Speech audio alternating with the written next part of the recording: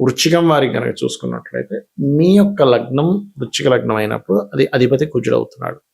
ఈ కుజుడు యొక్క నక్షత్రాలు కుంభంలోని మకరంలోని ధనిష్ట 1, 2, 3, 4 ఉంటాయి. ఇప్పుడు ప్రస్తుతం రాహు కుంభరాశిలో ఉంటూ ఆగస్టు 2వ తేదీ నుంచి కుజుడి యొక్క నక్షత్రంలోకి వస్తున్నాడు. ఈ కుజుడి యొక్క నక్షత్రంలోకి నవంబర్ ఎండింగ్ వరకు 4లో ఉంటాడు. నవంబర్ ఎండింగ్ తర్వాత నుంచి 3లోకి వస్తాడు రాహు.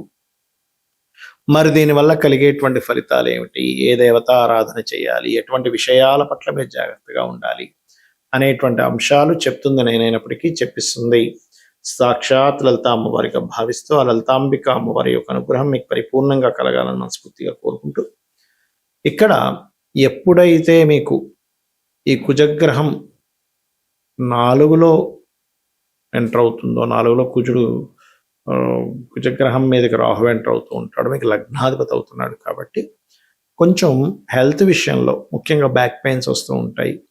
మీ హెల్త్ విషయంలోని, మీ తల్లిగారి హెల్త్ విషయంలోని ఆగస్టు 2 నుంచి నవంబర్ ఎండింగ్ వరకు కేర్గా ఉండాలి. దాని తర్వాత 3లోకి వస్తాడు ఆ యొక్క రాహు. కాబట్టి 3లోకి వస్తున్నప్పుడు అన్నదమ్ములతోని, అక్క చెల్లెలతోని కొంచెం శత్రుత్వాలు ఉంటాయి, కాకపోతే పెరుగుతూ ఉంటాయి. స్పోర్ట్స్ రంగాల్లో ఉండేటువంటి వారికి చాలా బాగుంటుంది. ఆన్లైన్లో ఇంటర్వ్యూస్ ఇచ్చేటువంటి వారికి చక్కగా ఫలితాలు ఉంటాయి, అంటే తొందరగా సక్సెస్ అవుతారు ఆన్లైన్ ఇంటర్వ్యూస్ ఇచ్చేటువంటి వారికి. కాకపోతే ఏంటంటే కొంచెం 3వ భావంలోకి ఎప్పుడైతే మీకు నవంబర్ ఎండింగ్ నుంచి రాహు 3వ భావంలోకి వస్తున్నాడు, కొంచెం ఎవరితోనైనా మెయిల్ చేసేటప్పుడు, ఎవరికైనా ఏదైనా మాట్లాడేటప్పుడు, కమ్యూనికేషన్స్ చేసేటప్పుడు చాలా చాలా చాలా కేర్గా ఉండాలి. ఇక మరొక విషయం ఏంటంటే ఇక్కడ ఈ అప్పులు ఇవ్వడం తీసుకునే విషయంలో కూడా మీరు మధ్యవర్తిత్వంగా ఉంటున్నారు. ఎవరికైనా ఇప్పుడు మీ ఫ్రెండ్కి ఎవరికో అప్పు ఇప్పిస్తున్నారు, లేదంటే నేను సంతకం పెడతాను మధ్యలోకి వెళ్ళి ఉంటూ ఉంటారు. అటువంటి విషయాల పట్ల కూడా ఖచ్చితంగా జాగ్రత్త వహించాలి వృశ్చికం వారు. ఇక మీరు నిత్యము చేయవలసిన దేవతారాధన దక్షిణామూర్తి యొక్క ఆరాధన చేయండి. రావి చెట్టు చుట్టూ ప్రదక్షిణాలు చేసుకోండి.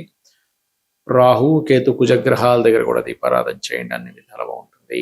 మనకి జ్యోతిష్శాస్త్రంలో కాంబినేషన్స్ ఆఫ్ ప్లానెట్స్ అని ఉంటాయి, పర్మిటేషన్స్ అండ్ కాంబినేషన్స్ అంటూ ఉంటారు. అంటే 2 యోగించే గ్రహాలు, ఆ లగ్నానికి యోగించే గ్రహాలు 2 కలయిక వల్ల ఒక యోగం, ఆ లగ్నానికి అవయోగ గ్రహాల వల్ల యోగం, 2 శుభగ్రహాల వల్ల ఒక యోగము, లేదా 2 పాపగ్రహాల వల్ల ఒక యోగం ఏర్పడుతూ ఉంటుంది. అయితే ఇక్కడ మనం అర్థం చేసుకోవాల్సింది ఏంటంటే 2 పాపగ్రహాలు కలిశాయి, అది కనుక 3వ స్థానంలోనో 6వ స్థానంలోనో లాభస్థానంలోనో దశమ స్థానంలో కలిస్తే చాలా మంచి ఫలితం, అంటే వాళ్ళు చాలా బాగా పోరాడగలుగుతారు. అలా కాకుండా శుభస్థానాల్లో కలిసాయి అంటే 2వ స్థానంలో కలిసింది అనుకోండి, ధనం వల్ల కుటుంబం వల్ల ఇబ్బంది. 4వ భావంలో కలిస్తే ఏదైనా ప్రాపర్టీస్ తీసుకునే విషయం పట్ల కాస్త జాగ్రత్తగా చూసుకోవాలి. అష్టమంలో అయితే యాక్సిడెంట్స్ ఇస్తూ ఉంటుంది, భాగ్యంలో అయితే తండ్రితోని గురువులతోని హయ్యర్ ఎడ్యుకేషన్ విషయంలో ఇబ్బంది ఇస్తూ ఉంటుంది. 12వ భావంలో కనుక 2 పాపగ్రహాలు కలిస్తే వివాహ సంబంధించిన, అంటే వివాహ జీవితం మీద ఎఫెక్ట్ చూపిస్తూ ఉంటుంది. అది మరి ఈ పాపగ్రహాల్లో ముఖ్యంగా సర్పదోషాన్ని ఇచ్చే గ్రహాలు, ఎందుకంటే రాహువు గనక కుజ నక్షత్రాల్లో ఉన్న కుజుడితో ఉన్న సర్పదోషము అంటూ ఉంటారు. మరి దీనికి ఏం చేయాలి? దీనికి మీరు చేయవలసింది ఏమిటి అంటే, ఇప్పుడు ఆశ్లేష బలి అంటూ ఉంటారు. ఆశ్లేష బలి చాలా మంది తెలియక ఏమనుకుంటారు, ఆశ్లేష నక్షత్రంలో పుడితే ఆశ్లేష బలి చేయాలనుకుంటారు. కాదు, సర్పదోషం ఏర్పడినప్పుడు ఆశ్లేష బలి చేయాలి, గుర్తుపెట్టుకోండి. దానికి శాస్త్రంలో కుజరాహువుల కలయిక కానీ, కుజ శని యొక్క కలయిక కానీ, కుజ బుధ కలయిక కానీ, రవిరాహు కూడా సర్పదోషమే కానీ కొంత పితృదోషాన్ని కూడా చూపిస్తూ ఉంటుంది. అదేవిధంగా శని కేతువులు మరియు బుధుడు కుజుడు, అదేవిధంగా శని రాహువు, ఇలాగా సర్పదోషాన్ని ఇచ్చేటువంటి కాంబినేషన్స్ కొన్ని ఉన్నాయి. అయితే ఇందులో తీవ్ర సర్పదోషం ఉందా లేకపోతే స్వల్ప సర్పదోషం ఉందా అనేది చూసుకోవాలి. మళ్ళీ కాలసర్పదోషం కాదండి. కాలసర్పదోషం అంటే కాలానికి సంబంధించింది, అది జాతకానికి చూడకూడదు. అన్ని గ్రహాలు మనకి ఒకవైపు అంటే పూర్తిగా రాహుకేతుల వైపు వచ్చేస్తే దాన్ని కాలసర్పదోషం అంటూ ఉంటారు. అందుకే చూడండి, మనకి ఇప్పుడు కాలసర్పదోషంలో ఉన్నందుకు, గురువు అతిచారంలో ఉన్నందుకు రకరకాల దేశాలకు యుద్ధాలు, గందరగోళాలు జరుగుతున్నాయి మనకి, రైట్. అయితే పర్సనల్ చార్ట్లో ఉండే సర్పదోషము ఏ రాసుల్లో ఉండి, శత్రుక్షేత్రాల్లో ఉంటే తీవ్రంగా ఉంటుంది, మిత్రక్షేత్రాల్లో ఉంటే అంత ప్రభావం ఉండదు. ఇది ఒక ఎత్తు. అయితే ఎంతసేపు సర్పదోషం ఉందనగానే భయపడ్డం కాదు, అసలు ఆ దోషం నిజంగానే మీకు పనిచేస్తుందా లేదా అనే విషయాన్ని తెలుసుకోగలగాలి. అంటే ఏమిటి, ఎలా తెలుసుకుంటాం అది? మీకు అసలు చిన్న ఎగ్జాంపుల్ చెప్తా చూడండి. ఒక ఒక ఊరికి ఒక సునామీ వచ్చింది, రైట్? ఆ సునామీ ఈయన పుట్టినప్పటి నుంచి 100 ఏళ్ల తర్వాత వస్తుందని ఆల్రెడీ ఫిక్స్ అయి ఉంది. ఈయన బ్రతకడం ఒక 90 ఏళ్ళు బ్రతికాడు ఒక మనిషి. 100 ఏళ్ల తర్వాత సునామీ వస్తే ఏమవుతుంది? ఈయనకి ఏముండదుగా. అలా కాకుండా ఈ జీవుడు పుట్టిన ఒక 20 ఏళ్ళకి అదే ఊర్లో ఉంటాడు, సునామీ వచ్చింది, ఆ సముద్రం పొట్టునే ఉంటాడు, అప్పుడు ఎఫెక్ట్ ఉంటుంది. అంటే మీరు మీ జీవితంలో మీ మహాదశలు అంతర్దశలు ఎప్పుడు ఇండికేట్ చేస్తున్నాయి ఈజ్ మోస్ట్ ఇంపార్టెంట్. లేదా చిన్నప్పుడు అండి మేము సముద్ర పొడ్డున ఉండేవాళ్ళము, సునామీ వస్తుందని హెచ్చరిక వల్ల మా వాళ్ళు నన్ను చిన్న పిల్లల్ని అప్పుడు తీసుకుని వెళ్ళే వేరే ఊరికి, అందులో మా ఊరికి సునామీ వచ్చిపోయింది అంటూ ఉంటారు. అంటే ఏమిటి? దాని అర్థం ఏమిటి? చిన్నప్పుడు ఎప్పుడో అయిపోయింది ఆ దశ, మీరు పెద్ద అయ్యారు, చిన్నప్పుడు అయిపోయిన దశ గురించి టెన్షన్ పడాల్సిన పని లేదు. అది సర్పదోషం కానివ్వండి, లేకపోతే పితృదోషాలు కానివ్వండి, ఏమైనా. అయితే పితృదోషాలకు మాత్రం కొంచెం యాన్స్టర్స్ నుంచి వస్తూ ఉంటుంది, అది చూసుకోవాలి. అంటే దీన్ని బట్టి మనం అర్థం చేసుకోవాల్సింది ఏంటి? మహాదశ ఇండికేట్ చేస్తుందా లేదా మీకు సర్పదోషాన్ని ఈజ్ మోస్ట్ ఇంపార్టెంట్. ఇండికేట్ చేస్తుంది, ఏమి టెన్షన్ పడద్దు. చిన్న చిన్న రెమెడీస్తో కూడా చేసుకోవచ్చు. డబ్బులు ఉందండి, బాగా ఉన్నాయి, నేను ఆశ్లేష బలి చేయించుకుంటాను, సర్ప ప్రతిష్ఠ చేయించుకుంటాను, అది మీ ఇష్టం. మీకు ధనం ఉంటే చేయించుకోండి, నేనేమీ కాదనట్లేదు, దానివల్ల మంచిదే. కానీ ధనం లేని వాళ్ళు కూడా నేను సర్పశాంతి చేయించుకుంటే కానీ నా జీవితం బాగుపడదు, లేకపోతే పెద్ద పెద్ద ఆశ్లేష బళ్ళు వేలు లక్షలు ఖర్చు పెడితే కానీ నాకు బాగుపడదు అనుకుంటే తప్పది. సింపుల్గా ఏం లేదు, మీ ఇంటి దగ్గరలో రావి చెట్టు ఉంటుంది కదా, రావి చెట్టు చుట్టూ ప్రదక్షిణాలు చేయండి. అక్కడ సర్ప ప్రతిష్ఠ చేసినవి ఉంటాయి.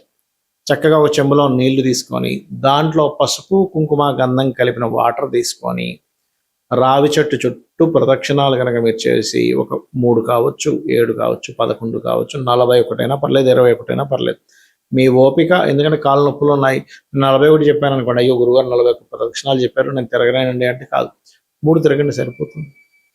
అలా ప్రదక్షిణం చేసి చక్కగా ఆ యొక్క చెట్టు కింద ఉండేటువంటి, ఆ వృక్షం కింద ఉండేటువంటి సర్ప వాటికి అభిషేకం చేయండి.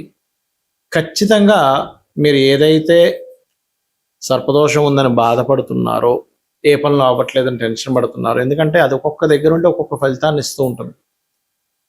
ఇప్పుడు ధనస్థానంలో ఇప్పుడు రాశిలో పడింది అనుకోండి సర్పదోషం, వాళ్ళకి విపరీతమైన కోపం, వాళ్ళు ఏం చేస్తుంటారో అర్థం కాదు, విపరీతమైన కోపాలు వచ్చేస్తుంటాయి వాళ్ళకి. అలా కాకుండా ధనస్థానంలోనూ కుటుంబ స్థానంలో అంటే కుటుంబంతో సరైన సపోర్ట్, కుటుంబ సపోర్ట్ వీళ్ళకి లేకపోవడం అలా వస్తూ ఉంటుంది.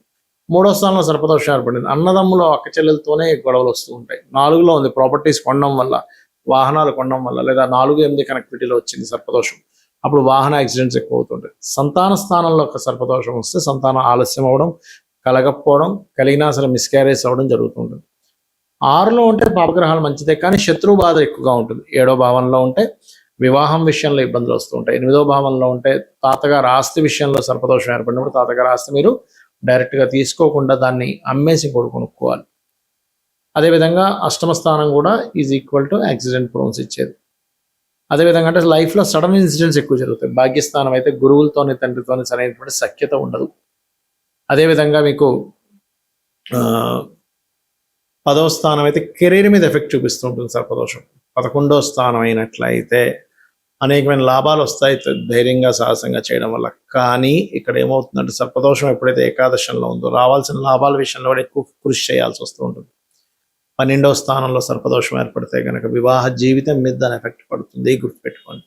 ఇలా ఒక్కొక్క భావానికి అది ఏం యాక్ట్ చేస్తుంది అది తెలుసుకోవాలి. అంతేగాని సర్పదోషం ఉందని జీవితంలో అన్నీ పోతాయని కాదు, కేవలం మీకు అది మీ లగ్నం నుంచి గుర్తుపెట్టుకోండి, చంద్రుడి నుంచి కాదు, మీ పర్సనల్ చార్ట్లో మీ లగ్నం నుంచి ఏ భావాన్ని అయితే అది పాడు చేసిందో ఆ భావానికి సంబంధించిన విషయంలోనే ఇబ్బంది ఉంటుంది, అన్ని విషయాలకి కాదు. మరి దీనికి ఏమిటి అంటే నేను ఇందాక చెప్పినటువంటి పరిహార మార్గం చేసుకోవడం, గరుడ పురాణం వినడం కానీ చదవడం కానీ చేయడం, సర్పసూక్త పారాయణం వినడం, సర్పసూక్త పారాయణం చేసుకోవడం, రావి చెట్టు చుట్టూ ప్రదక్షిణాలు చేసుకోవడం, గోవులకి బెల్లపు ఉండలు 4 బెల్లపు ఉండలు, క్యారెట్స్ తినిపించడం, బీట్రూట్స్ తినపడం చేసినట్లయితే కూడా మీకు ఆ సర్పదోష ప్రభావం అనేటువంటిది పూర్తిగా తగ్గుతుంది. శ్రీమాత్రే నమః.